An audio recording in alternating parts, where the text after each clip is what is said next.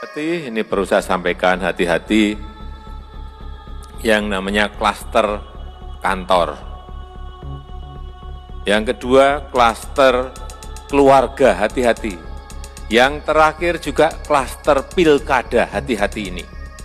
Agar ini selalu diingatkan. Semua saran kita tampung, kita adakan protokol kesehatan, dan alhamdulillah belum ada kasus bahwa kerumunan pilkada itu menjadi klaster.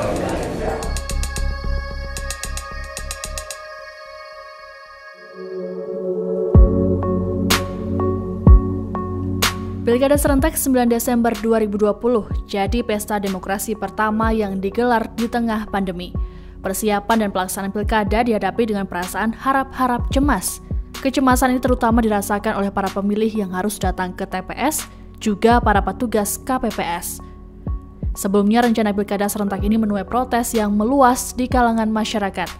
Sejumlah pihak menyimpan kekhawatiran pilkada 2020 dapat menimbulkan lonjakan kasus COVID-19.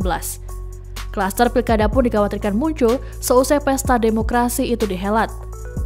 Banyaknya orang yang berkumpul baik saat kampanye maupun pencoblosan berpotensi menimbulkan klaster baru COVID-19.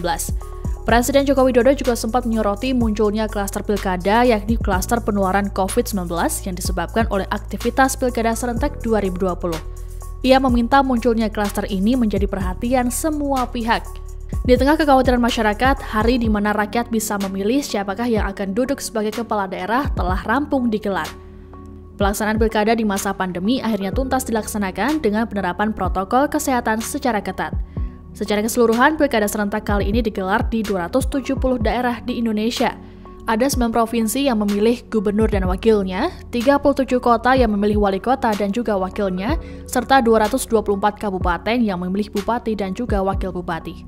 Menteri Koordinator Bidang Politik, Hukum, dan Keamanan atau Menko Polhukam RI Mahfud MD menyampaikan, pemerintah berhasil mengatasi kekhawatiran banyak kalangan yang dulu sempat muncul terkait pelaksanaan pilkada di tengah pandemi COVID-19.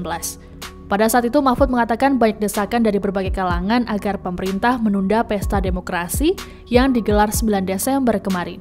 Mahfud mengatakan sebelumnya diprediksikan oleh para ahli bahwa 3.200.000 jiwa akan terinfeksi COVID-19 ketika pilkada tetap dilaksanakan, sehingga muncul desakan agar pemerintah harus memilih menyelamatkan rakyat atau tetap melaksanakan pilkada.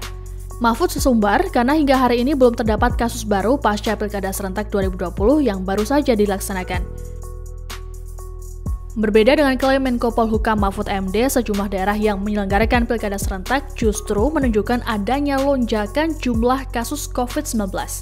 Juru bicara Satgas COVID-19 Banten, Dr. Atik Pramuji Hastuti mengungkap, sejak sepekan terakhir penambahan jumlah kasus COVID-19 di Kabupaten Serang didominasi dari klaster pilkada 2020. Ia mengatakan penambahan pasien COVID-19 dari klaster pilkada menjadikan Kabupaten Serang menjadi zona merah. Tak hanya Kabupaten Serang, Atik menyebut klaster pilkada juga muncul di Tangerang Selatan, Cilegon, dan juga Pandeglang yang juga menggelar pilkada.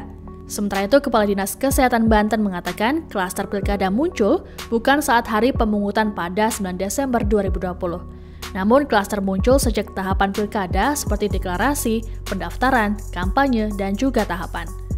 Berdasarkan data terbaru dari Dinkes Banten pada Selasa 15 Desember, jumlah kasus konfirmasi COVID-19 di Provinsi Banten sebanyak 15.600 orang.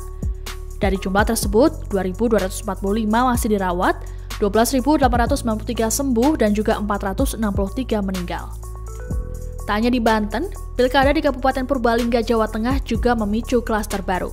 Munculnya klaster pilkada berawal dari meninggalnya 2 orang tim sukses salah satu pasangan calon karena terpapar COVID-19.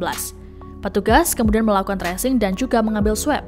Hasilnya, salah satu calon terkonfirmasi positif COVID-19 dan menjalani perawatan. Dari hasil tracing juga diketahui 1 orang staf KPU Purbalingga yang bertugas di penjagaan ikut terpapar COVID-19. Dinas Kesehatan kemudian memperluas tracing kepada tim sukses dan juga keluarga paslon. Kepala Dinas Kesehatan Kabupaten Purbalingga, Hanung Wingkantono mengatakan, akibat peningkatan kasus positif, status Kabupaten Purbalingga naik menjadi zona merah. Lonjakan kasus COVID-19 bermunculan di sejumlah daerah yang menggelar pilkada. Calon kepala daerah, tim SES, hingga petugas KPU terpapar virus corona. Tim Satgas COVID-19 sebut klaster pilkada yang paling mendominasi efek digelarnya pesta demokrasi di seluruh penjuru negeri. Masyarakat pun hanya bisa berharap apa yang dikhawatirkan tidak terjadi. Terima kasih sudah nonton. Jangan lupa like, subscribe, dan share ya.